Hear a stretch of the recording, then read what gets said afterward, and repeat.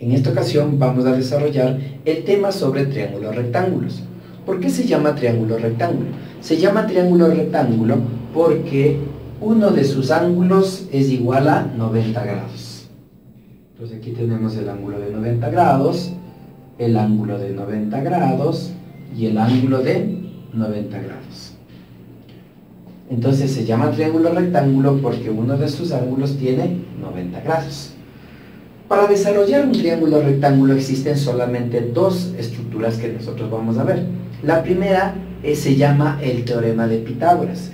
Como nosotros conocemos el teorema de Pitágoras, es una relación que existe entre los lados. Pero el lado que se opone al ángulo recto, en este caso, este lado que se opone al ángulo recto toma el nombre de hipotenusa.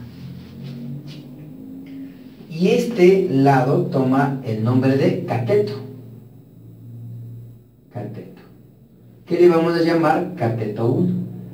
Y este también toma el nombre de cateto. Cateto. ¿Qué le llamamos? Cateto número 2. El teorema de Pitágoras me dice que para hallar el valor de la hipotenusa no es más que simplemente elevamos al cuadrado la sumatoria de los catetos. Por lo tanto, el valor de la hipotenusa es igual a la raíz cuadrada del cateto 1 elevado al cuadrado más el cateto 2 elevado al cuadrado, siendo, este puede ser cateto 2 o puede ser cateto 1, no hay restricción en la condición de los catetos. Pero para hallar la hipotenusa nosotros siempre sumamos los valores de los catetos. ¿Qué pasaría si quiero encontrar uno de los catetos? Por ejemplo, para encontrar el cateto 1 me dice que esto es igual a la raíz cuadrada de la hipotenusa elevado al cuadrado menos el cateto 2 elevado al cuadrado. Observen que para encontrar la hipotenusa se suma y para encontrar un cateto se resta del valor del cuadrado de la hipotenusa. El cateto 2 va a ser igual a la raíz cuadrada de la hipotenusa elevado al cuadrado menos el cateto 1 elevado al cuadrado. Y de esta manera nosotros hemos utilizado o hemos aplicado el famoso teorema de Pitágoras, que es una relación entre lados.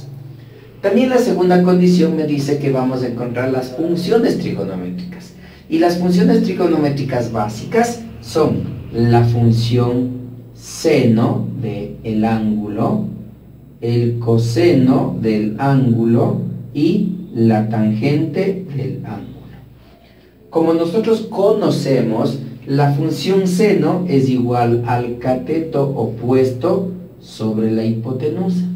La función coseno es cateto adyacente sobre la hipotenusa y la función tangente cateto opuesto sobre cateto adyacente. Lo que vamos a hacer es la restricción de cada uno de los catetos en estos dos triángulos.